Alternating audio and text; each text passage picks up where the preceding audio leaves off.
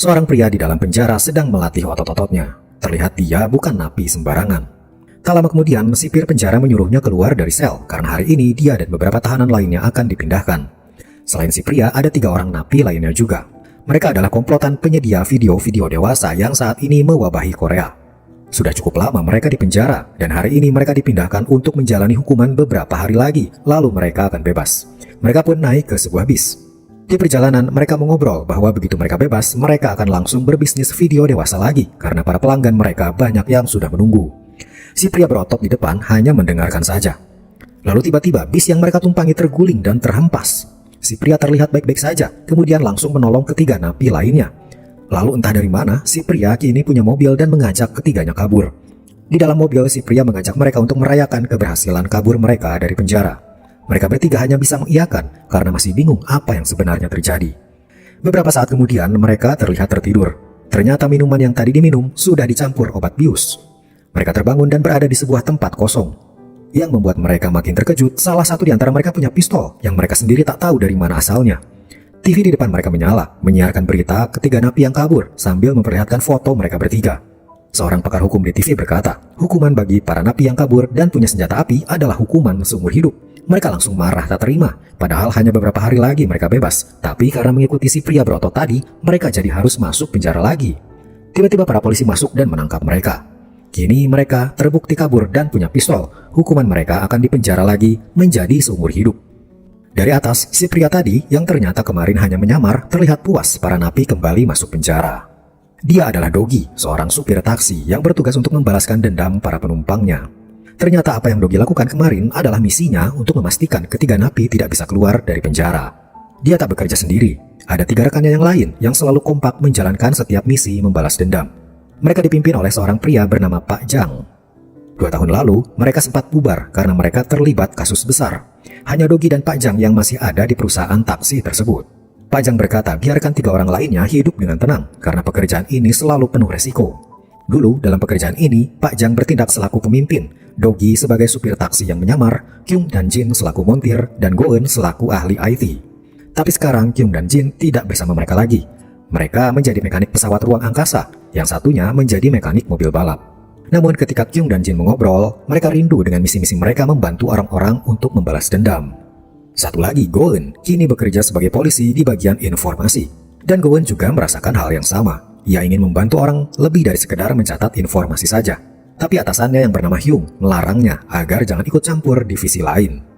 Sementara itu, di suatu malam, seorang pria terlihat menangis dan berjalan menyusuri jembatan. Sambil memegang selebaran orang hilang, ia terlihat putus asa dan akhirnya berniat melompat untuk mengakhiri hidupnya. Tak sengaja, ia melihat stiker bertuliskan, "Taksi mewah, jangan mati, balaskan dendammu." Itu adalah stiker yang dipasang oleh Pak Jang di banyak tempat agar orang-orang tidak jadi mengakhiri hidupnya, kemudian bisa membantu mereka untuk membalaskan dendam mereka. Si pria itu pun menelpon nomor di stiker itu dan Dogi langsung menjemputnya. Di dalam taksi, si pria langsung bercerita sambil suaranya direkam oleh Dogi. Masalah yang ia alami adalah kehilangan anak lelakinya. Sehari-hari dia bersama anaknya berjualan ayam di sebuah kios. Keuangannya tak begitu baik karena sudah beberapa bulan menunggak sewa kios. Melihat kesulitan ayahnya, anaknya yang bernama Dong Jae berinisiatif untuk membantu. Ia berpura-pura bilang pada ayahnya kalau dia mendapat beasiswa di Vietnam untuk kuliah. Selain bisa belajar, ia juga akan mendapat uang saku. Ayahnya awalnya keberatan, tapi karena ini untuk masa depan anaknya, ia pun mengizinkan anaknya pergi. Sudah hampir sebulan anaknya pergi, tapi ayahnya tak kunjung mendapat kabar. Telepon dan pesannya tak dibalas. Hingga pada suatu hari, ayah Dong Jae bertemu dengan teman Dong Jae. Mereka bercerita, ternyata Dong Jae pergi ke Vietnam untuk bekerja, bukan mendapat beasiswa. Ayahnya langsung mencari dokumen kerja anaknya itu. Di laci paling dalam, ia pun menemukannya. Dan memang betul, Dong Jae diam-diam bekerja ke Vietnam untuk membantu keuangan ayahnya. Ayah Dong Jae langsung melapor ke polisi bagian orang hilang. Tapi di sana laporannya ditolak karena dengan adanya formulir tadi, itu berarti Dong Jae pergi untuk bekerja, bukan hilang. Pimpinan divisi di sana bernama Hyung berkata, sebenarnya sudah ada telepon dari Dong Jae lewat kedutaan berisi pesan agar jangan mencarinya. Itu artinya Dong Jae tidak mau dicari oleh siapapun ketika ia ada di Vietnam.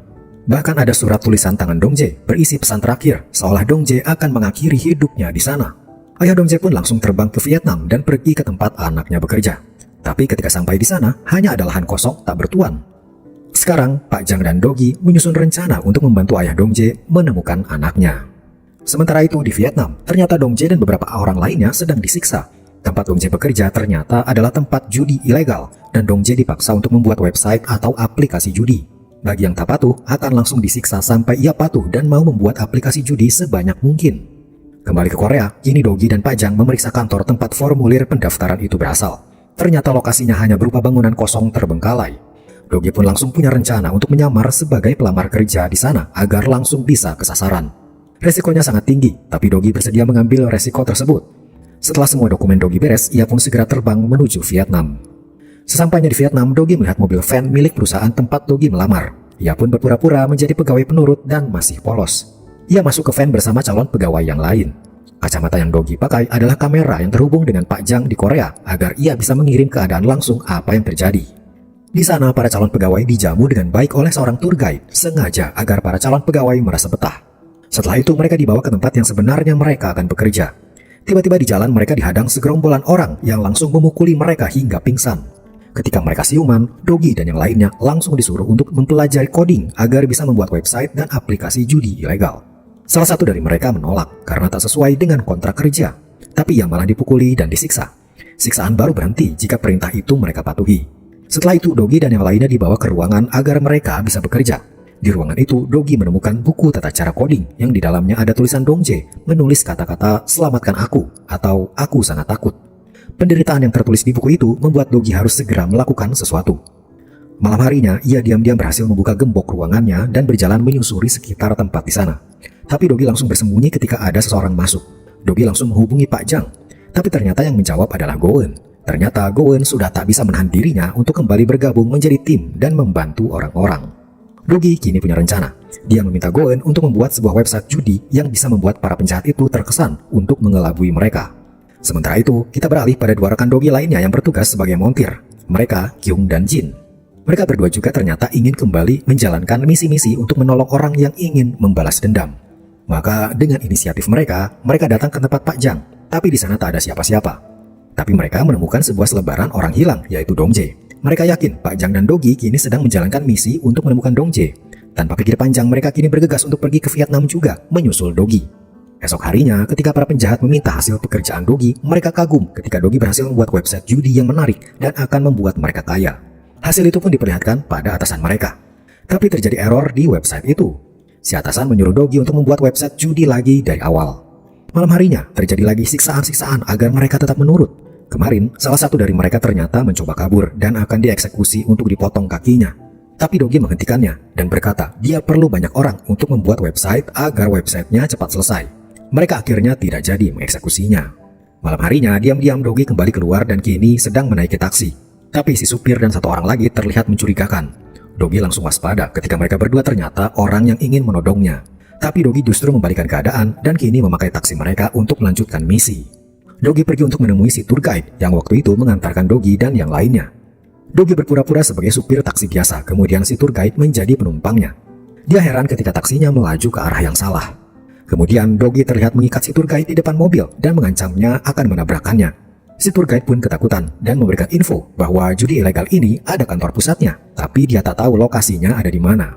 Dogi pun pergi dengan meninggalkan si tour guide terikat sebagai balasan kejahatannya. Di jalan, ternyata Dogi bertemu dengan Kyung dan Jin yang dari kemarin sudah sampai di Vietnam. Kini mereka pun membuat rencana agar mereka bisa menemukan lokasi kantor pusat judi ilegal. Kyung dan Jin punya info kalau ada seorang penjahat yang dulu mereka ringkus kini ada di Vietnam. Dia seorang wanita bernama Lim, seorang bandar judi yang pernah diringkus oleh Dogi beberapa tahun lalu. Dogi pun dengan sengaja membuat dirinya terlihat oleh Lim. Dia tahu Lim pasti akan membalas dendam padanya. Dogi hanya muncul di hadapan Lim sebentar, kemudian kabur. Lim kemudian mencari tahu kalau ternyata tadi Dogi memesan 2 peti miras ke sebuah alamat. Esoknya Lim langsung mencari alamat itu untuk membalas dendam pada Dogi. Lokasinya adalah tempat Dogi dan Dong Jae bekerja. Para penjahat di sana tak tahu kalau mereka sedang diadu domba oleh Dogi. Terjadilah perkelahian antara dua kubu Lim dan kubu pembuat judi ilegal. Semua pegawai di sana termasuk Dogi langsung dibawa ke tempat aman. Tempat aman itu ternyata adalah kantor pusat. Jadi ternyata strategi Dogi berhasil. Kini ia sudah mendapatkan lokasi kantor pusat. Di sana muncul seorang pria yang merupakan pimpinan tertinggi. Dogi memfoto wajah si pimpinan dan mengirimnya pada Goen. Goen terkejut ketika melihat fotonya, ternyata dia adalah atasannya di divisi kepolisian dulu bernama Hyung. Siapa sangka seorang kepala polisi yang terlihat baik dan mengayomi masyarakat ternyata sebenarnya dia adalah seorang bandar judi online. Dogi dan yang lainnya kini dibawa ke dalam ruangan. Di sana mereka dipaksa untuk menulis surat perpisahan kepada keluarga mereka di Korea. Ketika yang lain menulis, Dogi langsung menantang para penjahat dengan tatapan dinginnya. Langsung terjadi pertarungan Dogi dengan para penjahat tersebut. Dogi menghabisi semuanya tanpa ampun. Di luar, Hyung diberitahu kalau ada seseorang yang memberontak. Ia pun menyuruh anak buahnya untuk menghentikan Dogi, sementara ia kabur menyelamatkan diri. Kembali pada Dogi, ia sudah menghabisi banyak musuh, namun jumlah mereka masih banyak. Untung muncul Kyung dan Jin yang menyamar menjadi polisi Vietnam. Mereka tampaknya percaya dan menghentikan perkelahian. Sementara Dogi langsung naik motor untuk mengejar Hyung yang kabur. Hyung kabur dengan mobilnya menuju tempat terpencil. Untungnya Go-eun berhasil melacak Hyung dan memberitahu pada Dogi rute menuju lokasi Hyung berada. Ketika mereka bertemu, Dogi langsung menabrakkan motornya ke mobil Hyung dari samping. Tapi Hyung masih selamat dan keluar dari mobil, lalu berlari kabur. Dogi mengejar hingga mereka berada di sebuah bangunan kosong. Hyung menodongkan pistolnya pada Dogi, membuat Dogi waspada. Lalu terdengar suara tembakan. Anehnya malah Hyung yang tumbang dan mati. Ternyata ada sniper dari jauh yang menembak Hyung. Dogi tak tahu siapa sniper itu, dan kini dia merasa heran siapa orang yang dengan sengaja menembak Hyung sampai mati. Akhirnya para polisi datang dan mengamankan semuanya. Dogi pun kembali ke Korea dan dia berhasil menyelamatkan Dongjae. Dongjae diantar pada ayahnya. Tangisan pun pecah ketika mereka bisa bersatu kembali, mengingat semua siksaan yang telah Dongjae alami, tapi akhirnya ia masih bisa pulang dengan selamat. Sementara itu, kasus tertembaknya Hyung oleh sniper misterius masih belum terungkap. Pak Jang memutuskan untuk terbang ke Vietnam guna memastikan siapa dalang di balik penembakan tersebut. Sesampainya di Vietnam, dia pun bertemu dengan kepala polisi setempat dan melihat TKP. Dari hasil kedatangannya ke Vietnam itu, diketahui kalau peluru yang tertanam di tubuh Hyung berasal dari Korea. Jadi, apakah si penembak juga orang Korea? Pak Jang masih belum bisa memastikannya. Kemudian di suatu siang, Dogi sedang membawa seorang penumpang tentara. Tak disangka, Dogi mengenal orang itu. Ternyata dulunya orang itu adalah bawahan Dogi ketika Dogi masih ada di kesatuan. Orang itu pun terlihat senang bisa bertemu dengan mantan atasannya lagi. Dia diantar sampai di lokasi kesatuan. Setelah itu, ia pamit untuk masuk ke dalam. Ketika Dogi hendak pergi, tiba-tiba terdengar suara peluit yang membuat dirinya trauma hebat. Suara peluit membuatnya hampir pingsan karena trauma teringat kematian ibunya. Dulu, sewaktu Dogi masih di kesatuan militer, ia pulang ke rumah ibunya, tapi mendapati ibunya sudah bergelimangan darah dan tak bernyawa. Suara yang terdengar ketika ia melihat jasad kaku ibunya hanyalah suara teko air panas yang menyala di kompor.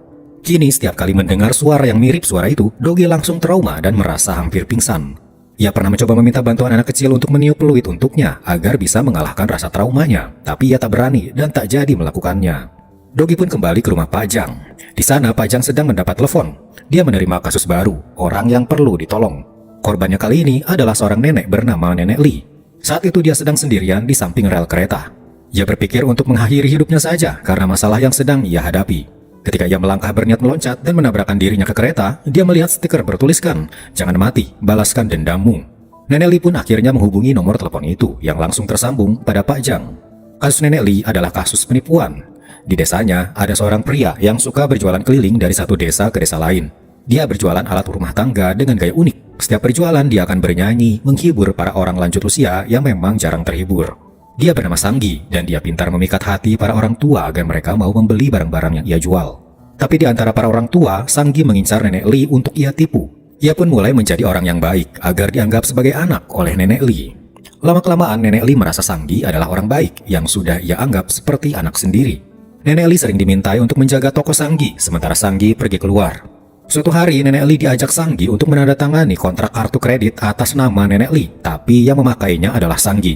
Awalnya Nenek Lee ragu, tapi karena ia sudah percaya, akhirnya dia menandatangani kontrak itu. Beberapa hari kemudian, para warga desa mendatangi rumah Nenek Lee meminta pertanggungjawaban. Produk yang dijual oleh Sanggi ternyata kualitasnya jelek, baru dipakai sudah rusak. Nenek Lee berkata ia hanya menjualkan saja, bukan pemilik barang. Nenek Lee pun dilaporkan ke polisi atas dasar penipuan dalam berdagang. Sampai di situ, ternyata kartu kredit yang dibuat atas nama Nenek Lee ternyata dipakai oleh Sanggi dan kini tunggakannya belum dibayar. Sanggi sempat menelepon Nenek Lee dan Nenek Lee langsung marah karena merasa ditipu. Tapi Sanggi malah tertawa dan tak mau bertanggung jawab. Kini kasus penipuan berdagang dan kasus tunggakan kartu kredit semua tertuju pada Nenek Lee. Dogi dan yang lainnya merasa marah karena Sanggi memanfaatkan keluguan para orang tua lansia dan kebaikan mereka untuk keuntungannya sendiri. Mereka pun langsung bergerak untuk memberi Sanggi pelajaran. Mereka pun mencari tahu kemana lagi target Sanggi kali ini. Di sebuah desa, kini Dogi dan yang lainnya langsung beraksi. Kyung dan Jin menyamar sebagai warga desa untuk memata-matai Sanggi. Terlihat Sanggi datang ke desa baru itu dengan gaya seperti biasa, berjualan sambil bernyanyi. Itu membuat para lansia terhibur dan merasa senang. Sanggi pun mulai menentukan target korbannya. Pertama, Sanggi akan berpura-pura mengadakan undian berhadiah. Siapa yang menang dia akan diberi hadiah, tapi pajak hadiahnya harus bayar sendiri. Disitulah nanti Sanggi akan memperdaya korbannya dengan meminjam kartu debit mereka dan menguras isi tabungannya. Tapi kali ini Sanggi gagal karena berkali-kali dia mengadakan undian, yang menang adalah Kyung dan Jin. Ternyata diam-diam Goen melihat keadaan dengan kameranya, kemudian mengganti nomor undian di dalam kotak. Karena Sanggi gagal dalam menipu para lansia lewat undian, ia pun mendatangi langsung lansia itu untuk memberikan barangnya sendiri. Salah satu lansia bernama kakek Gu. Dia dibaik-baiki oleh Sanggi dan diberikan sebuah barang sebagai hadiah dan berkata dia harus membayar pajak hadiahnya. Kakek Gu mulai terperdaya dan memberikan kartu debitnya karena kakek Gu tak mengerti cara bayar pakai kartu. Sanggi mulai menggesek kartu itu dengan alat yang ia punya. Tapi tiba-tiba Dogi datang. Ia menyamar sebagai petani dan berpura-pura mengobrol. Ternyata dia sengaja mendekati Sanggi karena dia membawa alat perusak transmisi, membuat alat gesek kartu itu jadi tak berfungsi. Akhirnya Sanggi gagal lagi memperdaya lansia. Suatu hari Sanggi dan anak buahnya hendak berjualan lagi, tapi ternyata mobilnya mogok. Dia pun menelepon pihak bengkel dan mengirim seorang petugas ke sana. Ternyata petugas itu adalah Dogi, menyamar jadi petugas derek. Mobil mereka pun diderek menuju bengkel, sementara Sanggi ikut di belakang. Di jalan mereka bertemu dengan seorang kakek tua. Ternyata dia Pak Jang yang menyamar. Dia berpura-pura sebagai kakek yang sudah pikun. Dogi mengajak kakek Jang untuk ikut bersama mengantarkannya ke rumahnya. Sanggi langsung melihat kakek ini sepertinya bisa ia tipu. Apalagi ketika tahu kalau kakek Jang memakai sepatu bermerek. Kakek Jang pun diantarkan sampai ke rumah, kemudian Dogi pergi. Tapi Sanggi diam-diam kembali lagi ke rumah kakek Jang. Di sana ia mengendap-endap melihat rumahnya. Ia menemukan stick golf mahal, malah dijadikan kayu bakar, dan juga sepatu bermerek mahal yang kakek Jang pakai sembarangan. Sanggi menduga dulu kakek Jang ini orang kaya, tapi karena pikun ia malah membuang-buang hartanya begitu saja. Sanggi semakin ingin menipu kakek Jang ketika ia melihat kakek Jang membuang-buang uang karena menggunakannya untuk sesajen. Esoknya Sanggi dapat info dari anak buahnya kalau kakek Jang terlihat membawa sekantung uang dan pergi ke suatu tempat. Sanggi menduga uang itu dibawa untuk dikubur di tanah miliknya. Maka Sanggi pun menemui Dogi dan bertanya tentang kakek Jang ini. Sanggi ingin tahu apakah kakek Jang punya tanah. Dogi berkata kakek Jang suka membawa patok kayu yang sering dipakai untuk menandai tanah-tanah di desa ini. Sanggi mengira patok itu pasti dipakai untuk menandai di mana uang Pak Jang itu dikubur. Ia pun langsung mendatangi tanah tersebut dan menggali di setiap patok tanah bertanda bendera merah di sana. Tapi seharian menggali, mereka tak menemukan apapun.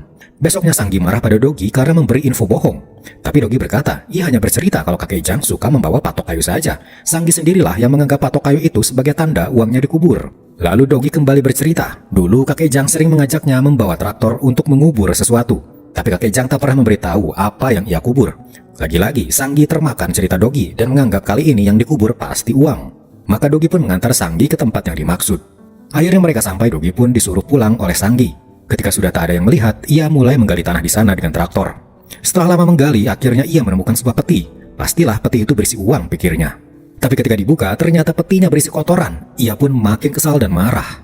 Sudah beberapa kali ia gagal mendapat harta kakek Jang yang pikun itu. Malam harinya Sanggi mendatangi rumah kakek Jang dan langsung marah-marah padanya. Sebenarnya semua kesalahannya sendiri yang serakah akan uang, tapi ia malah melampiaskannya pada kakek Jang. Esoknya diam-diam Pak Jang menyusun rencana dan memberitahu yang lain untuk mulai memberi pelajaran pada Sanggi. Kakek Jang meminta Sanggi untuk memberinya pertunjukan menyanyi. Karena ingin hartanya, Sanggi pun menyanggupinya. Kakek Jang juga meminta penyanyi lain untuk menyanyi untuknya. Ternyata penyanyi itu adalah Goen yang menyamar. Maka dimulailah pertunjukan menyanyi dan Goen tampil untuk menghibur para lansia di sana. Terlihat oleh Sanggi, kakek Jang terhibur dan memberi Goen uang. Sanggi melihat ini sebagai kesempatan untuknya. Selesai pertunjukan, Sanggi meminta Goen untuk mendekati kakek Jang agar mau memberitahu di mana semua hartanya berada. Goen pun menyanggupinya. Di suatu siang, Sanggi menunggu kabar Goen di mobilnya. Lalu sebuah mobil merah muncul, terlihat masih baru. Ternyata milik Goen. Sanggi bertanya dari mana ia mendapat mobil tersebut. Goen berkata kakek Jang memberikannya padanya. Tentu saja itu membuat Sanggi marah. Dia yang sudah berhari-hari mencoba mendapatkan hartanya selalu gagal. Tapi Goen yang baru 1 hari sudah bisa mendapat mobil dari si kakek pikun itu. Karena tak terima dan marah, Sanggi langsung mengejar Goen. Di jalan, Dogi muncul dan membantu Goen dengan menyela Sanggi di depannya dan berjalan pelan dengan traktor miliknya. Ketika dirasa aman, Dogi berbelok lagi, sementara Sanggi langsung tancap gas kembali mengejar Goen. Sanggi sampai di bukit berbatu. Dia melihat mobil Goen yang terbuka pintunya, tapi Goen tak ada di sana. Ia memeriksa dalam mobil dan menemukan sebuah peta. Sanggi menganggap itu adalah peta tempat semua harta kakek Jang. Namun tanpa ia sadari, mobil miliknya mundur sendiri. Sanggi dan anak buahnya berusaha mengejarnya, tapi mereka tak berhasil menyelamatkan mobil mereka hingga akhirnya mobil itu jatuh ke bawah dan meledak. Yang membuat Sanggi sangat marah bukan hanya kehilangan mobilnya, tapi sesuatu yang ada di dalamnya. Beberapa hari lalu, diam-diam Dogi bersama Kyung dan Jin memeriksa mobil Sanggi. Dogi curiga di tengah desa ini Sanggi punya banyak uang cash dan ia ingin tahu di mana uang itu berada. Ternyata dugaan Dogi benar, Sanggi menyimpan semua uang cash hasil menipu para lansia di mobilnya karena di tengah pedesaan tak ada ATM. Dia pun mengambil semua uang itu untuk ia kembalikan kepada para lansia yang sudah tertipu oleh Sanggi. Kini Sanggi berpikir semua uangnya lenyap bersama mobilnya yang meledak. Sanggi sudah mulai murka karena sudah berhari-hari dia mengalami kesialan terus-menerus. Ia pun mendatangi kakek Jang dan berkata di mana hartanya berada. Tapi kakek Jang malah kabur. Sanggi pun mengikutinya. Di sebuah tebing, di bawahnya laut, kakek Jang tiba-tiba meloncat ke bawah. Sanggi tak mengira kakek Jang bakal melompat. Dia langsung merasa dia telah membunuh kakek Jang dan dia mulai tertawa-tawa. Kedua anak buahnya mulai takut pada Sanggi dan kabur meninggalkan Sanggi yang mulai tak waras. Mereka berdua sampai di pinggir jalan raya dan kebetulan ada taksi lewat. Mereka naik taksi itu tanpa mereka tahu supirnya adalah Dogi. Mereka langsung diberi pelajaran oleh Dogi dengan membiarkan mereka berdua terikat di tengah pantai berkarang. Di tengah laut, Pak Jang diselamatkan oleh Kyung dan Jin. Penyamarannya sebagai kakek Jang sangat berani sampai-sampai ia melompat dari ketinggian. Untungnya ia selamat. Sementara Sanggi, keserakahan sudah menguasai dirinya. Dia kini membawa peta yang ia temukan tadi, yang ia kira menuju lokasi harta kakek Jang. Dia terus berjalan sesuai petunjuk yang ada di peta. Akhirnya dia menemukan banyak penanda bendera merah, membuatnya langsung menggali di sekitar tempat itu. Lokasi di peta ternyata sudah disiapkan oleh Dogi. Dogi sengaja menancapkan bendera merah di sana karena sewaktu ia di militer dulu, bendera merah adalah penanda sebuah ranjau ada di dalam tanah. Sanggi yang tak tahu hal itu dan tak sengaja ia menginjak sebuah ranjau. Kalau pijakannya dilepas, ranjau akan meledak dan ia akan mati. Dia kini terperangkap di sana, tak berani bergerak, terpenjara oleh keserakahannya sendiri. Akhirnya kasus penipuan Sanggi berhasil terselesaikan. Semua uang yang pernah Sanggi ambil telah dikembalikan semua, termasuk pada Nenek Lee. Di perusahaan tempat Dogi bekerja ada supir taksi baru, dia bernama Hajun. Beberapa hari lalu dia curiga pada perusahaan taksi itu karena dia menemukan sebuah ruangan rahasia. Ketika dibuka, di dalamnya ada sebuah lemari yang bisa didorong dan terlihatlah sebuah lift. Tapi ia tak bisa turun ke bawah karena liftnya terkunci. Hajun masih merahasiakan dirinya yang mengetahui lift itu dari Dogi dan yang lainnya. Suatu hari Hajun meminta bantuan Dogi dan Goen untuk diantarkan mencari apartemen baru untuknya. Hajun terlihat orang baik dan sempat akrab dengan Dogi dan Goen. Di jalan, Dogi tiba-tiba mengerem mendadak karena ada seorang anak kecil hampir tertabrak. Untungnya dia tak terluka. Tapi anak itu langsung kabur begitu melihat Dogi. Mereka pun berpencar untuk mencari anak itu karena dia sepertinya terlihat lusuh dan terlantar. Di sebuah gang kecil, Dogi menemukan anak itu sedang berjongkok seperti ketakutan. Mereka pun akhirnya membawa anak itu ke pangkalan taksi. Anak itu terlihat sangat waspada pada orang-orang dewasa di sekitarnya. Dia pun ditawari makanan. Sebuah bunyi lonceng tiba-tiba membuatnya langsung mengambil makanan dan melahapnya, seolah dia ketakutan dengan bunyi lonceng itu. Akhirnya anak itu mau bicara. Dia bernama Soyon dan dia sedang mencari adiknya. Dogi segera mencari tahu orang tua Soyon dengan mendatangi rumahnya. Tapi dia harus berhati-hati, siapa tahu orang tua Soyon jahat dan suka menyakiti Soyon. Setibanya di sana, Dogi bertemu dengan dua orang pria yang sedang melapor bahwa Soyon telah hilang. Setelah kedua pria itu pergi, Dogi pun menemui orang tua Soyon dan memperlihatkan foto Soyon. Tapi anehnya, mereka tak tahu Soyon. Orang tua macam apa yang tak tahu anaknya sendiri? Keanehan ini membuat Dogi kini membuntuti kedua pria tadi. Sepertinya mereka tahu sesuatu. Mereka berhenti di pinggir jalan dan terlihat sedang membereskan sebuah booth. Itu adalah booth konsultasi kredit rumah. Dogi pun melaporkan semua info ini pada Pak Jang dan rekan-rekannya. Mereka masih bingung apa hubungannya konsultasi kredit rumah dengan anak hilang. Obrolan mereka terhenti ketika Pak Jang mendapat kabar kalau Soyon menghilang. Kini mereka langsung mencari-cari keberadaan Soyon. Dogi pun mencari ke bagian ruang bawah tanah tempat taksi mewah terparkir. Ternyata Soyon ada di dalam mobil. Dogi mencoba membujuknya untuk keluar. Soyon kemudian berkata, "Tolong temukan adikku," sambil menangis. Dogi merasa kasus Soyon ini adalah kasus serius. Ia pun berjanji pada Soyon untuk menemukan adiknya itu. Dogi dan rekan-rekannya kini mendatangi kantor konsultasi kredit rumah tersebut. Di sana Dogi melihat seorang pria turun dari mobil mewahnya. Dia bernama Pilsung, seorang CEO dari kantor tersebut. Goen memeriksa data diri Pilsung. Dia ternyata mempunyai lebih dari 30 apartemen super mewah di seluruh Korea dan kini bekerja sebagai konsultan kredit rumah. Untuk mendapatkan info lebih dalam, Dogi harus bertemu langsung dengan Pilsung, tapi tanpa dicurigai. Maka kini Dogi meminta bantuan Goen untuk menjadi istrinya. Mereka akan berpura-pura sebagai pasangan baru menikah yang ingin membeli rumah. Maka mereka pun kini berpakaian couple seperti pasangan yang sedang kasmaran. Dogi dan Goen pun mendatangi booth konsultasi kredit rumah itu dan mengobrol dengan para pegawainya. Pegawai di sana memberikan Dogi dan Goen tiket masuk untuk ikut dalam seminar Pilsung yang akan diadakan di kantornya. Esoknya mereka pun datang ke kantor itu. Setiap tamu yang datang diminta untuk mengisi formulir data pribadi dan kondisi keuangan mereka saat ini. Tak lama kemudian muncullah Pilsung. Dia langsung menjelaskan tentang keadaan di Korea, di mana saat ini orang-orang susah untuk bisa membeli rumah. Semakin tahun harga properti semakin tinggi, dan dengan gaji saat ini mustahil bisa mendapat rumah impian yang kita inginkan. Tapi menurutnya ada satu cara jitu agar kita bisa membeli rumah super mewah. Dan cara itu akan ia beritahu di sesi konsultasi pribadi. Orang-orang pun terlihat sangat antusias dan ingin mengetahui rahasia tersebut. Kemudian sesi konsultasi pribadi pun tiba. Dogi dan Goen kembali memamerkan kemesraan mereka untuk meyakinkan Pilsung. Pilsung melihat formulir yang mereka isi. Di sana tertulis kalau penghasilan mereka cukup tinggi. Umumnya semakin tinggi penghasilan seseorang, maka kredit rumah pun biasanya akan disetujui. Tapi ternyata melihat penghasilan mereka, Pilsung langsung menolak permohonan kredit mereka. Ternyata Pilsung justru membutuhkan pasangan yang punya penghasilan rendah. Bahkan kalau bisa, pasangan tersebut dalam keadaan yang hampir putus asa dan benar-benar menginginkan sebuah rumah. Maka esoknya Dogi dan Goen pun kembali berkonsultasi, tapi kali ini mereka berpura-pura kehabisan uang. Dogi berpura-pura uangnya hangus ketika berinvestasi. Kini mereka sangat butuh rumah, tapi tak punya uang lagi untuk kredit. Ternyata cerita itu berhasil dan Pilsung memberikan Dogi dan Goen kesempatan. Tapi ada satu masalah, Pilsung diam-diam akan datang ke rumah Dogi. Waktu itu di formulir Dogi menulis alamat rumah Pak Jang sebagai alamat rumahnya. Pilsung langsung datang ke alamat itu dan melihat rumah Pak Jang sebagai rumah yang mahal. Tapi Dogi dan Goen berkata mereka hanya menyewa satu kamar saja di rumah itu. Untungnya Kim dan Jin sudah mendekor ruangan di dalam agar terlihat seperti ruangan pengantin baru dengan hiasan-hiasan yang sepertinya terlihat agak berlebihan. Setelah mengecek keadaan rumah itu, Pilsung berkata, "Aku tahu sebenarnya kalian bukan pasangan dan kalian hanya berpura-pura." Pilsung pun menolak semua permohonan kredit rumah Dogi. Dogi dan Goen tak bisa berkutik, penyamaran mereka terbongkar. Tapi Dogi sudah berjanji pada Soyeon untuk menemukan adiknya. Ia pun menghampiri Pilsung lagi dan memohon sambil berlutut. Dia mengaku dia dan Goen bukan pasangan menikah dan berbohong saking inginnya mendapatkan rumah. Tak disangka, pengakuan itu membuat Pilsung menyetujui kredit Dogi, karena yang Pilsung cari adalah orang-orang yang benar-benar putus asa. Dan apa yang Dogi lakukan barusan adalah bentuk keputusasaan saking inginnya mempunyai rumah. Mereka pun langsung diajak untuk melihat rumah yang akan mereka dapatkan. Rumahnya sangat mewah, sebuah apartemen kelas atas di kota besar. Lalu tiba-tiba Pilsung berkata, "Bersiaplah kalian untuk punya anak." Awalnya Dogi dan Goen bingung apa maksudnya. Lalu ketika esoknya mereka berdua diminta untuk mendatangi Pilsung di sebuah rumah sakit bersalin, mereka mulai mengerti. Sepertinya mereka akan mengadopsi anak, karena dengan adanya anak, proses kredit rumah akan lebih mudah. Tapi ternyata yang Pilsung tawarkan bukanlah adopsi, melainkan hanya di atas kertas saja. Selama ini Pilsung mengambil bayi dari para ibu yang tak berdaya dan tak punya suami dan mengumpulkannya di sebuah tempat terbengkalai. Jika ada pasangan yang ingin kredit rumah, mereka akan mendaftarkan kredit itu atas nama anak mereka. Kemudian mereka akan berfoto dengan anak-anak itu. Setelah itu anak-anak akan kembali dikurung di tempat itu. Tak hanya itu, setelah beberapa bulan kemudian, rumah yang pasangan itu kredit akan diambil paksa oleh Pilsung. Jika mereka menolak, mereka akan dilaporkan atas adopsi anak ilegal dan akan dipenjara.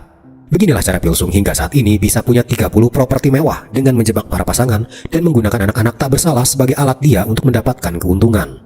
Yang lebih tega adalah dia tak segan-segan menyakiti anak-anak agar menurut padanya. Dogi pun kini langsung mendatangi studio foto berpura-pura untuk difoto untuk keperluan kredit rumah. Kebetulan anak yang akan berfoto adalah adik Soyeon. Sampai di sana Dogi berkata pada adik Soyeon untuk berbalik dan menutup telinga dan berhitung sampai 10. Sementara Dogi, dia langsung menghajar para anak buah Pilsung yang selama ini menyekap anak-anak. Dogi pun berhasil menyelamatkan adik Soyeon. Dia kemudian pergi ke tempat anak-anak disekap. Tapi dia terlambat, tempat itu sudah kosong. Lalu tiba-tiba dari luar, Pilsung mengunci Dogi di dalam, kemudian membakar tempat itu. Ternyata Pilsung sudah membawa anak-anak ke mobilnya. Dengan teganya dia memasukkan anak-anak ke koper dan menendang mereka agar diam. Kyung, Jin, dan Goen langsung mengikuti mobil Pilsung.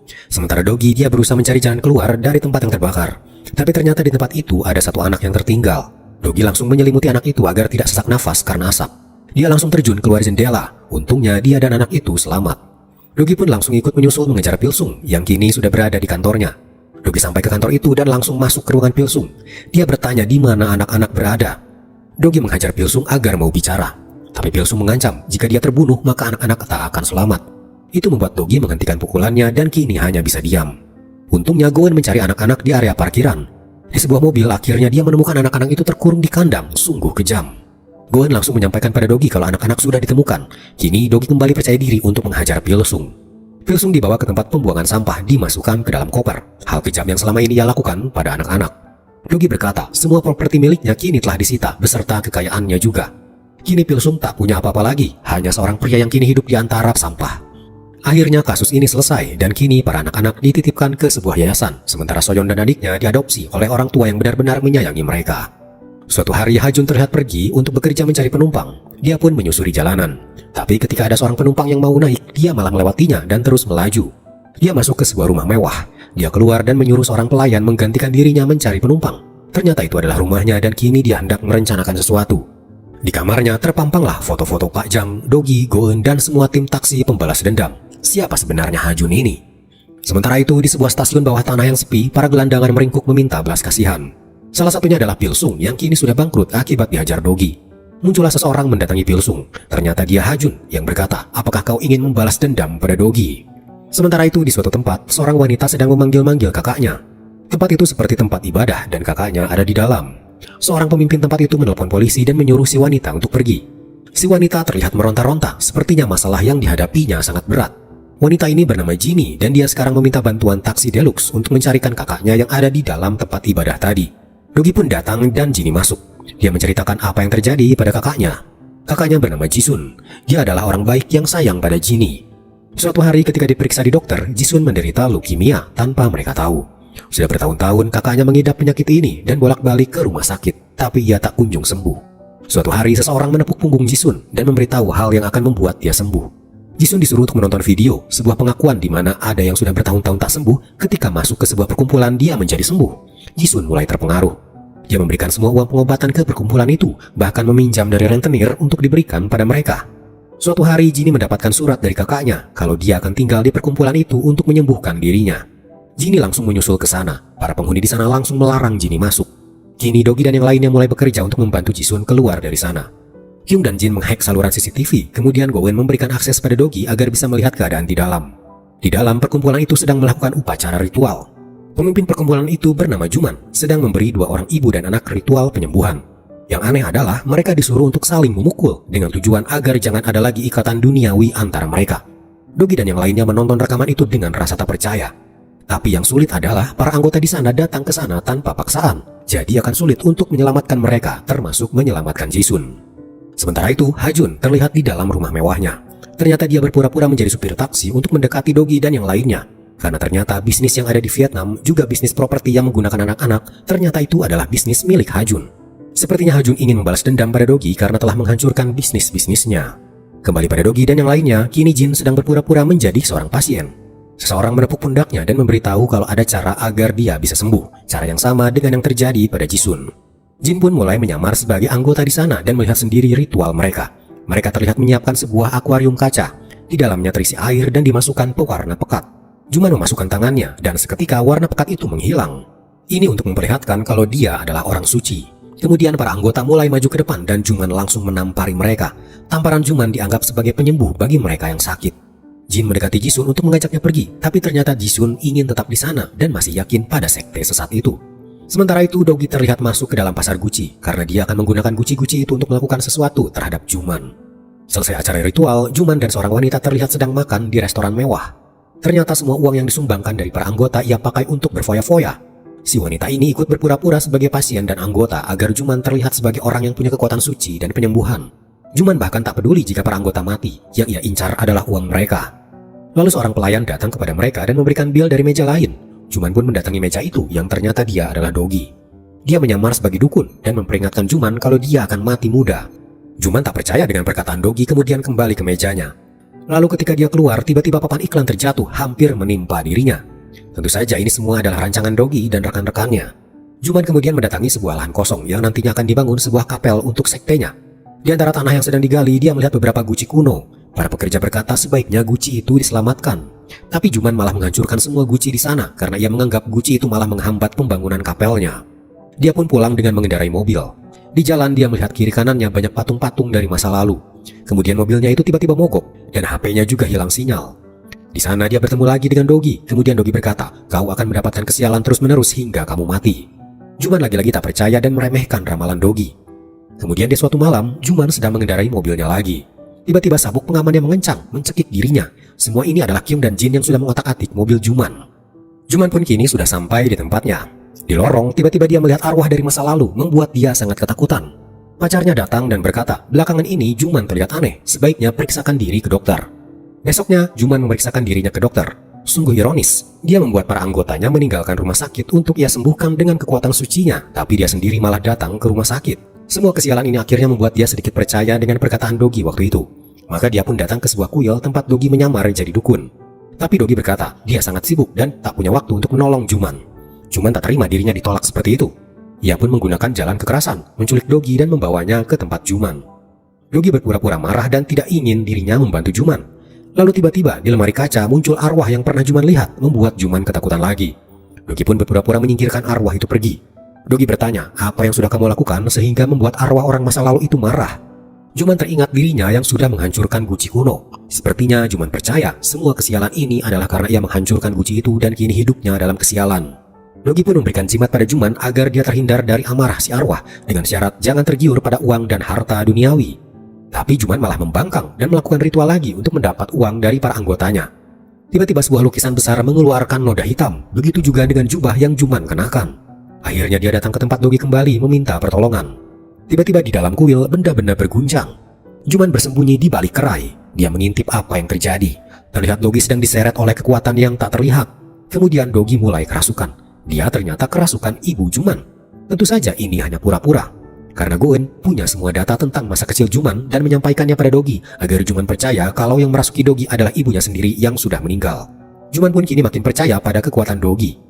Selesai kerasukan, Dogi dan Juman mengobrol bahwa ada cara untuk menyelamatkan Juman dari ini semua, yaitu dengan ritual penyembuhan. Juman pun bersedia melakukan ritual itu. Hal penting dari ritual ini adalah Juman jangan lagi tergoda harta duniawi. Lalu ritual pun dimulai, dilakukan di sebuah hutan. Ritualnya terlihat sangat meyakinkan, membuat Juman mempercayai semua ini. Juman juga kini menyumbangkan semua uangnya pada Dogi dan semua perhiasan pacarnya dia ambil juga. Kini Juman tak punya apa-apa lagi.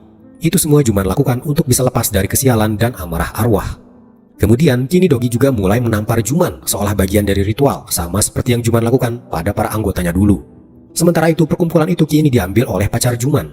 Dia tak sudi kehilangan harta dan perhiasan miliknya. Dia berkata, kini kekuatan Juman telah beralih padanya dan dia yang akan memimpin ritual. Kemudian muncullah Juman langsung memarahi pacarnya. Juman kini sudah tak ingin lagi berada di perkumpulan itu karena itu adalah bagian dari kesialan dirinya. Pacarnya tak terima, lalu terjadilah perkelahian mereka berdua. Lalu diam-diam Jin menyalakan TV. Muncullah rekaman ketika Juman dan pacarnya mengolok-olok para anggota yang dengan mudahnya percaya pada Juman. Hal itu tentu saja membuat para anggota marah dan kini mempertanyakan apakah Juman adalah seorang penipu. Tapi Juman malah berteriak balik kalau mereka semua adalah kesialan baginya. Kini perkumpulan itu sudah tak bisa bertahan lagi dan semua anggotanya membubarkan diri. Di luar, para keluarga telah menunggu mereka. Akhirnya mereka semua telah sadar. Jisun pun kini bisa bertemu kembali dengan Jinny. Jisun pun kini kembali menjalani pengobatan di rumah sakit dan mulai hidup normal kembali. Sementara Juman, dia dan pacarnya kini dibawa ke sebuah pelabuhan. Di sana banyak kontainer yang berjejer. Dia disuruh masuk ke kontainer itu lalu dikunci dari luar. Dogi pun menelpon Juman, berkata kalau sebenarnya sebuah keyakinan atau agama tidak mengajarkan kekerasan dan membuat para anggota keluarga terpisah. Juman pun kini tak punya apa-apa dan dia terkurung di dalam kontainer tersebut. Sementara itu, di sebuah restoran, Pak Jang sedang bertemu dengan salah satu sahabatnya yang bekerja di kejaksaan. Pak Jang meminta sesuatu yang tak bisa dilakukan oleh warga biasa, yaitu meminta kiriman file rahasia kepolisian. Temannya ini memang bersedia mendapatkan file tersebut, tapi dia memperingatkan Pak Jang agar jangan terlalu jauh menyelidiki file tersebut. Konsekuensinya bisa berbahaya, nyawa bisa jadi taruhannya. File itu kini diserahkan pada Dogi, yang nantinya akan dia cari siapa dalang di balik kasus di file itu. File itu ternyata adalah file rahasia sewaktu di Vietnam dulu, kasus penembakan misterius dengan senapan berpeluru buatan Korea. Malam itu, entah disengaja atau tidak, Hajun mampir ke apartemennya Dogi untuk mengobrol dan minum kopi bersama. Pembicaraan mereka kemudian mengarah pada Hajun yang ingin membalas dendam karena adik-adiknya banyak yang dipukuli oleh seseorang. Hajun berpikir bagaimana jika dia berteman saja dengan si pemukul itu agar adik-adiknya tak lagi dipukuli. Dogi punya firasat Hajun ini membicarakan adik-adiknya padahal sebenarnya adalah para anak buahnya. Kecurigaan Dogi semakin jelas ketika Hajun minta izin ke toilet padahal dia mengendap-endap ke apartemen Dogi dan melihat file rahasia yang tadi siang diberikan oleh Pak Jang. Hajun pun pergi sambil berpura-pura ada urusan, tapi Dogi tahu Hajun patut ia curigai. Keesokan harinya, Hajun terlihat sedang berpura-pura sebagai sopir taksi biasa dan mengantar seorang pria. Pria ini adalah seorang inspektur kepolisian dan mereka ternyata sudah saling kenal. Bahkan Hajun mendapatkan info rahasia untuk melancarkan bisnis ilegalnya berkat inspektur polisi ini. Hajun merasa kesal karena Dogi kini punya file rahasia itu dan mungkin dirinya akan jadi tersangka. Ia pun mengancam inspektur polisi itu agar kejadian ini jangan sampai terulang kembali. Kita beralih pada Hajun. Dia terlihat sedang menelepon kepala polisi Hyunjo, memintanya melakukan sesuatu pada Dogi. Sementara itu, Dogi dan yang lainnya sedang menuju rumah Pak Jang. Tapi tiba-tiba alat komunikasi di telinga mereka rusak. Dogi langsung merasa ada yang aneh. Dia membanting setir berbelok arah. Dan tiba-tiba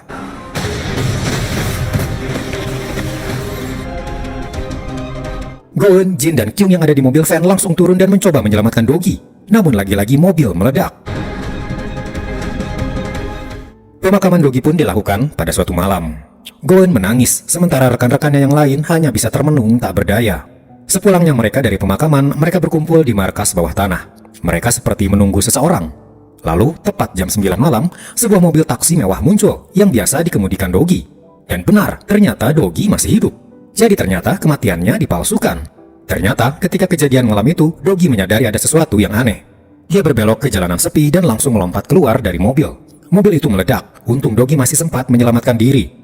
Goen awalnya tak tahu kalau Dogi sempat melompat. Goen sadar ketika ledakan kedua, Dogi muncul menyelamatkannya. Kini Dogi langsung punya rencana untuk memalsukan kematiannya agar si pelaku menganggap rencananya membunuh Dogi berhasil. Ketika pemakamannya berlangsung, Dogi memeriksa semua orang yang mencurigakan yang datang ke sana. Lalu di parkiran, sebuah mobil datang dan seseorang memberikan dokumen mencurigakan. Kemudian Dogi pun mengikuti kemana mobil itu pergi. Mobil itu masuk ke sebuah klub malam bernama Black Sun. Sementara itu, di rumah Hajun, dia mengobrol dengan kepala polisi Hyunjo, ingin memastikan apakah rencana pembunuhan Dogi benar-benar berhasil. Hyunjo meyakinkan Hajun kalau Dogi memang benar-benar sudah mati. Kemudian dari balik pintu muncullah serombongan orang berpakaian hitam. Hajun dan Hyunjo memberi hormat. Kemudian mereka semua terlihat berlutut seperti berdoa. Mereka seperti sedang melakukan ritual keagamaan. Setelah itu, Hajun pergi ke rumah Pak Jang memberikan surat pengunduran dirinya. Pak Jang merasa ada yang aneh dengan Hajun dan dia mendiskusikannya dengan Dogi dan yang lainnya. Mereka pun kini mulai mencurigai Hajun sebagai orang yang mencoba membunuh Dogi. Selain itu, mereka juga memeriksa apa yang ada di dalam Black Sun, sebuah klub malam yang waktu itu Dogi lihat. Malam itu, Kyung dan Jin berpura-pura sebagai pengunjung Black Sun, mencoba mengalihkan perhatian para penjaga. Sementara Dogi mencoba masuk lewat atap gedung. Tapi tak sengaja, di atap itu Dogi melihat ada orang yang sedang dipukuli. Dia pun langsung menolong orang itu. Orang itu adalah seorang jurnalis, tapi entah apa tujuan dia masuk ke Black Sun. Dogi mengurungkan niatnya untuk masuk dari atap karena ternyata ada banyak penjaga juga. Maka besoknya dia pun akan mencoba untuk berpura-pura sebagai pengunjung. Black Sun adalah klub malam untuk orang-orang super kaya. Jadi Dogi harus berpakaian mahal juga agar dikira orang kaya. Malam itu dia pun masuk ke klub itu ditemani seorang wanita yang memang bertugas menemani para tamu. Di dalam klub, Dogi langsung menyusuri ruangan-ruangan. Tapi ternyata dia dicegah oleh para pengawal ketika dia ingin memasuki ruangan VIP. Karena gagal, maka Dogi pun melakukan siasat lain. Kali ini dia akan menjadi penjaga di Black Sun agar bisa bebas menyusuri setiap ruangan-ruangan di sana. Dia pun masuk ke dalam sebuah klub gym tempat berkumpulnya para calon bodyguard. Lalu di suatu siang, kebetulan manajer Black Sun bernama Hyun sedang mencari pengawal baru. Di gym itu dia melihat Dogi yang sedang berdebat dengan orang-orang di sana. Kemudian dia pun berkelahi. Dalam sekejap, Dogi mengalahkan mereka berdua yang membuat Hyun tertarik. Akhirnya Dogi pun diajak untuk bekerja sebagai penjaga di Black Sun. Suatu malam, Dogi diperintahkan untuk mengantar seorang wanita di suatu tempat. Dia pun menurut karena siapa tahu dia akan mendapat info. Di tengah jalan, dia merasa ada mobil yang mengikutinya. Ia pun membanting setir berbelok ke jalan lain. Ternyata yang membuntutinya adalah si jurnalis yang pernah bertemu di atap dulu yang bernama Yongmin. Tiba-tiba Yongmin menabrak mobil Dogi dari belakang. Dogi bingung kenapa jurnalis itu menyerangnya. Lalu aksi saling tabrak-tabrakan pun terjadi.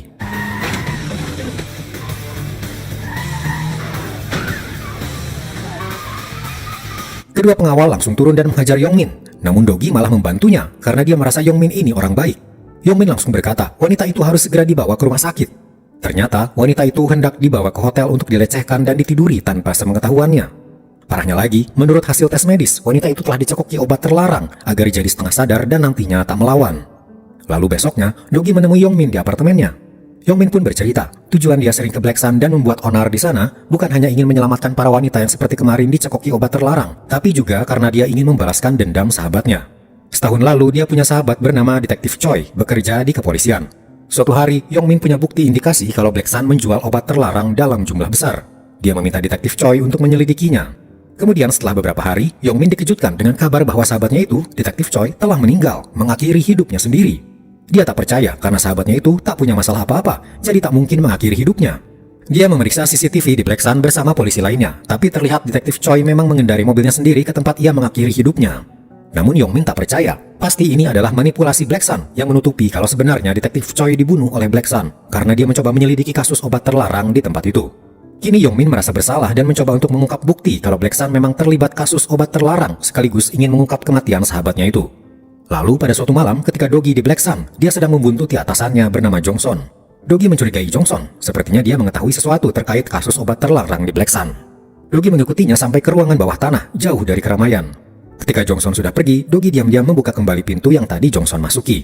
Di sana ternyata tersembunyi komputer dan server-server, tempat di mana rekaman video CCTV tersimpan. Dogi pun langsung mengcopy seluruh file di komputer itu dan mengirimkannya pada Goen. Tapi di saat yang bersamaan, manajer Black Sun yaitu Hyun juga datang ke sana. Tapi untungnya, Dogi selesai tepat waktu dan langsung kabur lewat ventilasi, berhasil kabur tanpa ketahuan. Kemudian di markas, Dogi dan rekan-rekannya memeriksa isi file tadi. Ada banyak rekaman CCTV memperlihatkan para wanita yang berjalan sendirian keluar dari Black Sun, lalu masuk ke dalam hotel, juga sendirian. Ada juga rekaman detektif Choi, sahabat si jurnalis, yang terlihat masuk sendirian ke dalam mobil, kemudian pergi. Tapi Dogi dan yang lainnya belum bisa menemukan bukti janggal dalam rekaman itu. Hingga pada suatu malam, Dogi diminta untuk bertemu dengan seorang tamu VIP di Black Sun. Dia bernama Victor, seorang artis Korea yang sedang naik daun. Hari itu, Dogi pun tahu, ternyata Black Sun juga menyediakan jasa ilegal, yaitu menyediakan wanita untuk para tamu VIP. Tapi jahatnya, wanita itu adalah pengunjung biasa yang dicekoki obat terlarang oleh para pegawai Black Sun, kemudian dibawa ke hotel untuk memuaskan para tamu VIP. Seperti yang dilakukan Victor ini, dia memilih seorang pengunjung wanita. Seorang agen bernama Windy bertugas mencekoki wanita itu obat terlarang dengan pura-pura memberikannya minuman gratis yang sudah dicampur obat. Ketika si wanita itu setengah sadar, dia disuruh berjalan sendirian di lorong sampai terlihat CCTV. Lalu ketika sampai di hotel, dia disuruh lagi untuk berjalan sendirian sampai terlihat CCTV lagi. Kemudian baru dituntun masuk ke kamar hotel. Semua itu dilakukan agar terlihat wanita itu sendirian datang ke hotel atas kemauan sendiri, bukan disuruh oleh pihak Black Sun. Si wanita itu pun sampai di hotel sudah tak berdaya. Kemudian si tamu VIP, Victor, diberitahu kalau si wanita sudah siap ada di hotel. Dogi terpaksa mengikuti aturan Black Sun ini agar dia tahu persis apa yang terjadi. Lalu ketika semua selesai, Dogi pura-pura ingin ke toilet. Ia pun segera berlari kembali ke kamar hotel itu untuk menyelamatkan si wanita tadi. Victor sudah ada di kamar, tapi untung niat jahatnya terhenti ketika ia mendengar suara bel pintu. Ketika dibuka, Dogi langsung menendangnya hingga ia pingsan. Kyung dan Jin masuk ke kamar dan mengangkut Victor, sementara Goen datang untuk menyelamatkan wanita tersebut. Victor dibawa ke sebuah area pembuangan rongsokan. Dogi pun langsung memberi pelajaran pada si tamu VIP ini agar tak mengulangi kejahatan yang ia lakukan. Kita beralih pada Hajun. Dia sedang mengobrol dengan seorang wanita bernama Mikyung yang ternyata salah seorang pemilik Black Sun. Dalam obrolannya, Hajun meminta obat terlarang sebanyak 200 kg pada Mikyung. Entah untuk apa obat sebanyak itu, namun pastinya Hajun punya rencana besar. Setelah itu, Hajun mengobrol dengan kepala polisi Hyunjo untuk segera melakukan sesuatu. Mikyung pun terpaksa menyanggupi permintaan Hajun. Karena ternyata Hajun, Mikyung, dan Hyunjo adalah merupakan anggota sebuah sekte yang dipimpin oleh seorang uskup yang punya rencana jahat untuk menghancurkan Korea. Keesokan harinya, berita di TV menayangkan telah ditemukan obat terlarang seberat 200 kg yang berhasil ditemukan pihak kepolisian. Kepala polisi Hyunjo lah yang memimpin investigasi ini. Mikyung pun datang sambil marah-marah. Ia tak mengerti apa tujuan Hajun melakukan semua ini. Semuanya memang rencana dari Hajun. Dia sengaja agar obat terlarang itu ditemukan polisi. Tapi dia belum mau menceritakan apa sebenarnya tujuan akhir dari rencananya itu. Yang pasti bisa dilihat kalau pihak kepolisian sudah bisa Hajun atur semau dia. Kembali pada Dogi. Ketika dia baru datang untuk bekerja, dia disuruh untuk menemui manajer Black Sun. Dogi pun masuk ke ruangannya. Di sana Dogi disuguhi minuman. Awalnya Dogi menolak, tapi Hyun terus memaksa. Mau tak mau Dogi pun meminumnya. Sambil mengobrol, Dogi terus dituangi minuman. Setelah beberapa gelas, Dogi mulai mabuk. Tapi ini tak biasa. Dogi bahkan hampir hilang kesadaran. Dogi langsung mengerti, minuman yang ia minum pasti sudah dicampur obat terlarang, membuatnya tak bisa mengendalikan kesadarannya. Kini Dogi diseret dan disuruh untuk berjalan sendirian di lorong menuju keluar, persis seperti yang terjadi pada para wanita yang dicekoki obat waktu itu. Setelah itu, Dogi dibawa oleh Jongson menaiki mobil van hitam. Rekan-rekan Dogi yang tahu akan hal itu langsung mengikuti kemana van hitam itu pergi. Tapi mereka mulai kehilangan jejak dan tertinggal jauh. Sementara Dogi kini seperti masuk ke alam lain. Ternyata efek obat itu sangat kuat. Lalu Jongson berbisik di telinga Dogi, menyuruhnya berjalan menyeberang ketika lalu lintas padat. Anehnya, Dogi menurut. Efek obat itu ternyata seperti orang yang terkena hipnotis, menuruti apapun yang orang perintahkan. Dogi berjalan sempoyongan di tengah jalan. Sebuah mobil melaju kencang, hampir menabraknya. Tiba-tiba Goen muncul menyelamatkan Dogi. Jongson melihat kejadian itu dan marah. Ia langsung menjalankan mobilnya berniat menabrak Dogi. Tapi untung, Kyung berhasil melindungi Dogi dan Goen dengan membiarkan van-nya tertabrak. Jongson pun kesal, kemudian pergi dari sana. Dia gagal membunuh Dogi. Dogi terbangun di rumah sakit ditemani Goen. Kyung dan Jin pun selamat, hanya terluka saja. Untungnya kejadian kemarin yang hampir merenggut nyawa Dogi terbayar dengan sebuah benda. Dogi mendapat sebuah pulpen. Pulpen itu ternyata adalah sebuah alat rekam yang dulu Yongmin berikan pada detektif Choi untuk memata-matai Black Sun. Ketika itu, detektif Choi memakai pulpen di bajunya, kemudian melihat kedua rekan polisinya ternyata terlibat perdagangan obat terlarang dengan Black Sun. Ia pun langsung melabrak mereka ketika bertransaksi. Itu adalah hal ceroboh. Detektif Choi langsung dipukuli oleh penjaga Black Sun. Tapi detektif Choi mengancam, jika dia dibunuh di sini, maka fakta bahwa obat terlarang diperjualbelikan di Black Sun akan terungkap. Dia pun melempar tempat pulpen di situ dan menjatuhkan pulpen alat rekamnya. Kini alat rekam itu ada di dalam kantor Hyun, sang manajer Black Sun. Namun sayangnya detektif Choi tak tahu kalau Black Sun punya obat yang bisa menghipnotis. Ia pun dipaksa minum obat itu, kemudian disuruh untuk berkendara ke suatu tempat dan disuruh mengakhiri hidupnya di sana. Begitulah cara Black Sun membunuh detektif Choi tanpa ketahuan. Kini alat rekam itu Dogi berikan pada Yongmin, dan semua kejadian itu terdengar jelas di alat rekam tersebut. Kemudian Yongmin teringat, detektif Choi pernah mengajaknya ke sebuah tempat gym, tapi Yongmin selalu menolak. Yongmin merasa di tempat gym itu ada petunjuk yang bisa ia dapatkan. Lalu sesampainya Yongmin di tempat gym, di sebuah loker, ternyata detektif Choi menyimpan salinan file nama kedua polisi yang melakukan jual beli obat terlarang. Ternyata cara mereka mendapat obat itu adalah dari pihak kepolisian sendiri. Mereka berdua datang ke tempat penyimpanan, menimbang berat obatnya, kemudian membawanya ke tempat pembakaran. Sampai di tempat pembakaran, obat itu kembali ditimbang untuk memastikan tak ada yang diambil oleh siapapun, lalu disiram bahan bakar kemudian dibakar untuk dihanguskan. Namun ternyata, mereka berdua kembali lewat jalan belakang dan kembali ke tempat pembakaran. Ternyata yang disiram tadi bukanlah bahan bakar, melainkan cairan penahan api, sehingga obat tadi tak terbakar, masih utuh. Obat itu kemudian mereka bawa ke Black Sun untuk mereka jual. Dan itu pula lah yang Ha-jun lakukan untuk mengambil kembali 200 kg obat terlarang yang disita polisi, yang waktu itu ia minta dari Mi-kyung. Kini 100 kilonya telah kembali, tinggal 100 kilo lagi yang akan dikirim di hari berikutnya. Tapi apa tujuan Ha-jun meminta 200 kilo kalau akhirnya dikembalikan lagi pada Mi-kyung? Ternyata dengan cara ini, kepala polisi Hyunjo yang menangani kasus ini berhasil naik pangkat jadi komisaris. Jadinya, kini perkumpulan mereka semakin kuat karena komisaris kepolisian ada di pihak mereka. Sekarang setelah Dogi tahu cara mereka melakukan kejahatan, Dogi pun segera merencanakan pembalasan dendam. Di suatu siang, hari pengambilan obat terlarang pun terjadi. Sama seperti waktu itu, mereka berpura-pura membakar obat itu padahal sudah disiram cairan pelindung api. Mereka pun berhasil membawa 100 kg obat terlarang pada Ha-jun. Malamnya, transaksi ilegal di Black Sun pun terjadi. Para gembong dan pengedar mengantri untuk mendapat obat terlarang itu karena memang tujuannya untuk dijual. Ha-jun dan yang lainnya berpesta merayakan keberhasilan mereka. Namun tiba-tiba seorang pengedar memeriksa keaslian obat itu dan tampak tak senang. Lalu datanglah Mi-kyung yang langsung marah-marah. Dia bertanya kenapa obat terlarang miliknya kini jadi tepung terigu. Ha-jun yang bertanggung jawab atas pengembalian obat terlarang tersebut merasa bingung juga karena semua sudah sesuai prosedur. Bahkan kedua polisi yang biasa mengantar obat itu mengaku mereka selalu menjalankan prosedur dengan benar. Lalu tiba-tiba orang-orang di sana mulai jatuh, hilang kesadaran. Ternyata mereka meminum alkohol yang sudah dicampur obat terlarang milik mereka sendiri, senjata makan tuan. Ha-jun langsung dituduh sebagai otak dari semua kekacauan ini, sengaja ingin menghancurkan Mi-kyung. Lalu terjadilah perkelahian antara anak buah Ha-jun dan anak buah Mi-kyung.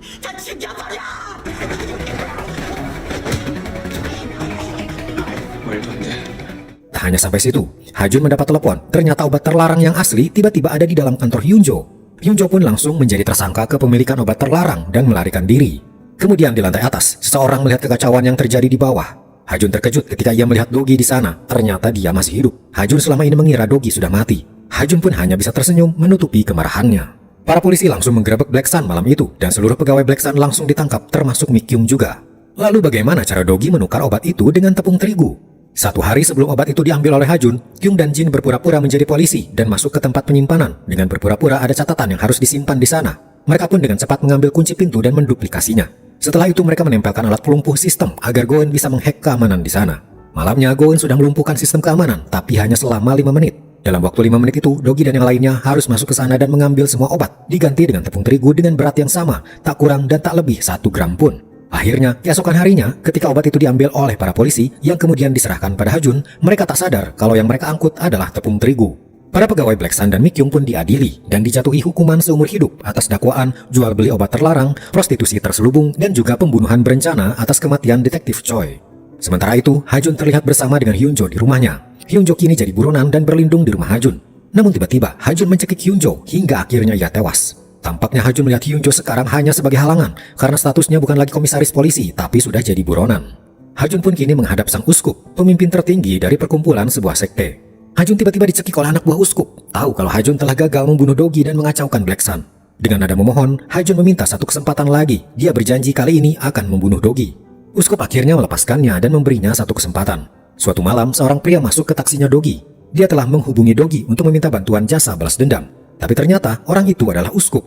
Dia datang sendiri ke hadapan Dogi dan sudah punya rencana besar untuk melenyapkan Dogi dan seluruh jasa taksi balas dendam.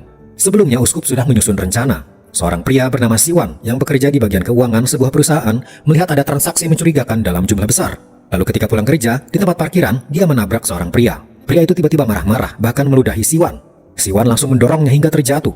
Tapi si pria terlihat berdarah, lalu memfitnah kalau Siwan sudah menusuknya dengan pisau. Kejadian itu terekam CCTV di parkiran. Akhirnya Siwan pun dipenjara dengan tuduhan penyerangan dengan senjata tajam. Kembali pada Uskup, dia berkata Siwan adalah anaknya dan ingin Dogi mengusut karena dia yakin Siwan tak bersalah. Dogi pun termakan rencana Uskup ini dan setuju untuk menyelamatkan Siwan yang ada di penjara. Dia pun kini menyamar sebagai tahanan dan masuk penjara. Kyung dan Jin pun ikut bersamanya, berpura-pura sebagai tahanan baru. Beralih pada Pak Jang, kini dia sedang mengunjungi rumah pemakaman. Sebuah laci mayat dibuka dan terlihatlah mayat Hyunjo yang mati dicekik Hajun. Ternyata ketika penggerebekan di kantornya terjadi, Hyunjo sempat menelepon Pak Jang dan memberitahu kalau obat terlarang itu bukan miliknya. Dia melanjutkan, ada sebuah perkumpulan yang akan menghancurkan Korea jika ini tak dihentikan. Jika tak percaya, carilah sebuah arsip di kejaksaan bernomor D2152.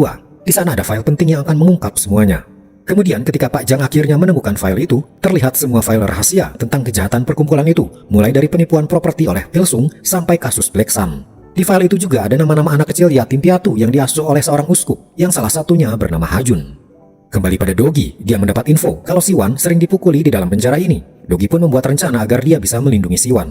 Dia langsung berpura-pura jadi orang setengah waras yang suka kekerasan.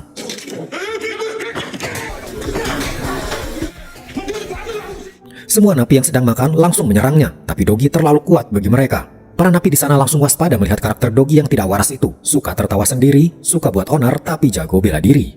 Akhirnya dia pun dijauhi oleh para napi, sehingga Dogi bisa bebas mendekati Siwan.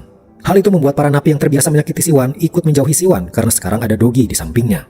Beberapa waktu berlalu, hingga akhirnya Siwan pun akan dibebaskan dari penjara bersama Dogi, Kyung, dan Jin.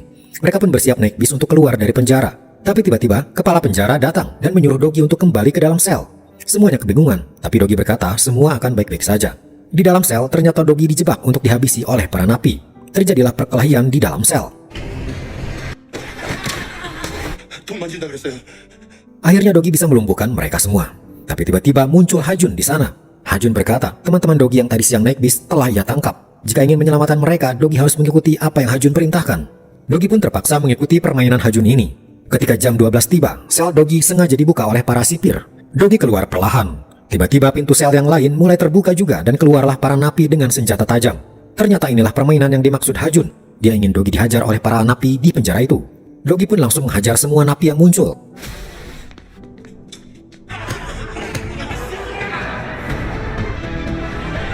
Tapi napi-napi di sel lain mulai keluar juga dan mengeroyok Dogi bertubi-tubi. Entah berapa puluh napi yang mengeroyok Dogi, tapi akhirnya Dogi bisa menumbangkan mereka. Namun ketika Dogi keluar ruangan, napi yang lebih banyak sudah bersiap dengan senjata mereka sementara Dogi sudah kelelahan. Akhirnya Dogi kalah dan langsung dibawa ke hadapan Hajun dalam keadaan babak belur.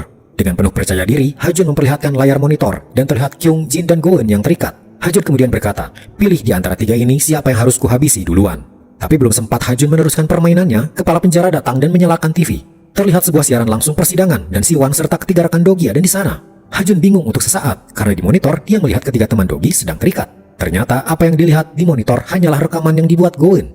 Sebenarnya mereka berhasil lolos dengan melumpuhkan para polisi yang menawan mereka. Kemudian Goen membuat rekaman berpura-pura masih terikat. Hajun pun kembali marah karena siasatnya lagi-lagi gagal. Dia langsung mengambil pistol kepala penjara dan mendorongkannya pada Dogi. Tapi hal itu dihentikan oleh kepala penjara sambil berkata, Uskup telah melihatmu sebagai kegagalan. Ternyata kepala penjara juga adalah salah satu anggota perkumpulan, sama seperti Hajun. Dogi pun kembali masuk ke dalam sel. Tak lama kemudian, Hajun pun dimasukkan ke dalam sel juga atas perintah Uskup. Dengan marah, Hajun berkata dirinya akan membunuh Dogi dengan tangannya sendiri. Dogi hanya menanggapinya dengan santai, karena Hajun sudah benar-benar kalah, bahkan Uskup sendiri sudah tak mempercayainya. Tak berselang berapa lama, Pak Jang datang ke penjara, tapi bukan untuk menemui Dogi, melainkan untuk menemui Hajun. Ada hal penting yang harus disampaikan Pak Jang pada Hajun. Di sebuah ruang pertemuan khusus, Pak Jang menyerahkan beberapa file dan beberapa foto. Sambil menyerahkan itu, Pak Jang menjelaskan, dirimu yang selama ini dikira yatim piatu dan diasuh oleh Uskup di panti asuhan ternyata punya orang tua. Kejadian sebenarnya adalah, Hajun sewaktu kecil justru diculik oleh Uskup dan dibesarkan untuk menjadi anak buahnya. Sementara orang tuanya selalu mencari Hajun setiap harinya, bahkan dari kecil hingga Hajun berumur 19 tahun, orang tuanya tak menyerah mencari keberadaan Hajun. Lalu di usianya yang ke-19 itu terjadi hal yang mengerikan. Suatu hari, ayah Hajun mendatangi panti asuhan Uskup karena mendapat info kalau Hajun ada di sana. Uskup berkata, memang benar Hajun ada di sini dan bisa ditemui di sebuah atap gedung malam ini. Ayah Hajun pun menunggu di atap gedung. Tapi sadisnya, Uskup malah menyuruh Hajun yang tak tahu apa-apa untuk membunuh ayahnya sendiri. Hajun diperintahkan untuk mendorong seorang pria di atap gedung tanpa ia tahu kalau itu adalah ayahnya sendiri yang sudah bertahun-tahun mencarinya. Kini kebenaran itu menghantam Hajun hingga dia hanya bisa berteriak menerima kenyataan pahit kalau dia pembunuh ayahnya sendiri. Beralih pada Dogi, ternyata dia dan Pak Jang kini disekap dan dibawa ke suatu tempat. Sepertinya setelah Pak Jang menemui Hajun tadi, dia langsung dibawa oleh anak buah Uskup dan bersama Dogi mereka berdua akan dibunuh. Rekan-rekannya mengikutinya dari belakang. Rekan-rekan Dogi masuk ke sebuah tempat di mana Dogi dan Pak Jang disekap. Tapi tiba-tiba mereka dikepung oleh anak buah uskup, langsung menyuruh mereka turun. Kini mereka semua diikat dan bersiap untuk ditembak. Namun tepat sebelum tembakan dilakukan, muncul sebuah taksi mewah menerobos masuk. 우리가 다 여기 있는데 누가 운전한 거예요? Akhirnya semua anak buah uskup berhasil dilumpuhkan. Wanita ini ternyata adalah supir taksi mewah pertama, yang artinya seniornya Dogi. Dia muncul tepat waktu dan berhasil menyelamatkan Dogi dan yang lainnya. Ketika keadaan aman, seseorang menelepon. Ternyata itu dari Hajun. Hajun ternyata meminta Dogi datang untuk berduel dengannya. Dogi pun menyanggupi permintaan Hajun itu untuk menyelesaikan semua masalah yang selama ini terjadi. Dogi kembali ke penjara karena Dogi dan Hajun akan berduel di sana. Dia diantar menuju atap gedung. Terlihat uskup hadir untuk menonton mereka. Tampaknya dia tertarik pada duel mereka. Lalu duel sengit pun terjadi.